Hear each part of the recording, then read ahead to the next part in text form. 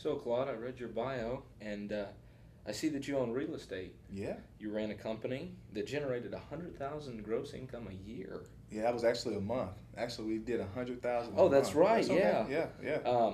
You're an author, a public speaker, a corporate consultant. Yes. Pretty successful. Success coach. Yeah.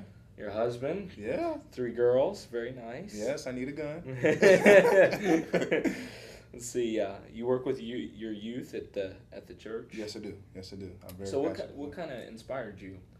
Uh, don't want to have a biography going on there, but kind of going back when I was 3 months old, my mother and I actually flew to Germany. My father was in the military, so I'm a military brat. We went there, and then actually we came back in the States around close to around 5 or 6, and my mother and father unfortunately got a divorce. There was a lot of transition happening there, and my mother was thrusted into being a provider of the household, and she landed a great job around my teenage years, and she worked third shift. And I'll never forget coming home from school, and I really wanted my mother to be there, but because she was working third shift, what they call the graveyard shift, I didn't have the opportunity to share my test scores or talk to them about my day. So I made at an early age, I made a decision that I really wanted to make sure that I could spend time with my kids when they came home from school. And then we also had days where we were broke, Josh. I'm not playing. We were broke. I mean, we had government cheese. I don't know if you know anything about government cheese, but you needed a Ginzu knife almost to cut through that cheese. The butter knife would not work. Yeah. And then we had some government powdered milk. I don't know if you ever heard this before. It comes in this white carton like this, and you would have to put water in there, and you mix it up, and then you pour it with cereal there, right? I don't care if I use like 10 gallons of sugar. That cereal was disgusting because of that horrible milk. So all those things kind of helped inspire me to try to do something with my life. Sure.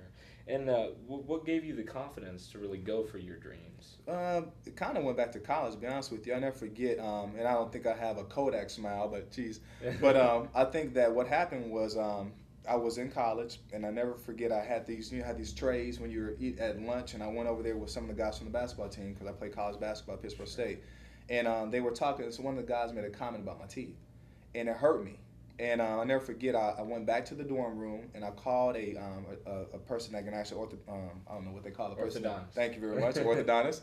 And I called orthodontist that could help me with get some braces. I didn't have $1, and I said, "Hey man, I need braces." And he said, "Well, do you have any insurance?" I said, "No." He said, "Well, do you have any money?" I said, "No." He said, "Well, how you plan on paying for it?" I said, "I've never not paid a bill yet, and I'll find a way to pay it." Sure. And he said, "Oh, come on down." So I got on my 10 speed and rode all the way down to orthodontist and got braces on and paid for it. And on my last bill, I felt that there was nothing I couldn't do. Me being in college, broke, and still paying for my braces. Wow, that's amazing. How can you help an average person achieve more in life every day? There's been two major problems I've had in my businesses. The first problem that I've noticed was I had inconsistent cash flow. I mean, I've made $47,000 in 1 month, and I'm not saying that to brag because just as quick as it came in is as quick as it went out. But I had, like feast and famine income. It would go up one day and down the next. And then I also couldn't save money long term. So because of those two problems, I got kind of mad, and I actually invested over 700 hours within the last 4 months figuring out how the experts were saying I could solve these two problems. And what I noticed was that every person in life has problems, but problems gravitate to the solution. And what I mean by that is every person has, like if you have a headache, you go to the doctor or you'll take some medicine or what have you. You're seeking the solution. So every person that has a gift is a solution to a problem. And if you can position yourself to use your gift to solve problems and get paid for it, that's the missing link, and that will continually keep you out of a recession-proof business. You'll always be in demand because you're constantly solving problems that people need help with. Sure. And with that in mind, what kind of programs do you offer? I mean, right now I do a lot of personal coaching. I think that you need to have somebody to hold you accountable for where you're trying to go in life. Sure. It's kind of like a warm bath. You can go to a seminar and it can be great for a while, but if you don't have anyone there to hold you to the fire and to keep you accountable, you won't go through. You won't succeed. So what I offer basically, I wrote a book. It's called Your Gift Makes Money.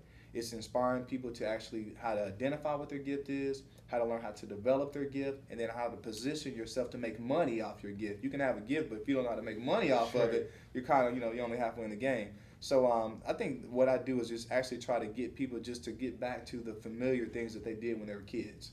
A lot of people say when you're a kid, son or daughter, try all the things you can. You find one thing that you love, and just stick with it. Do what you love. The money will follow. You hear all that stuff. But then we get older and we kind of go into survival mode. You got to pay bills. You got cell phones. You got cars. You got gas. You got girlfriend. Boyfriend, whatever. But I think it's important for us to actually find out what you're passionate about, and then find out how to develop that into a business that can actually, be able to give you money to take care of your family. Wow. All right. Well, I appreciate the opportunity to be able to share some of the information that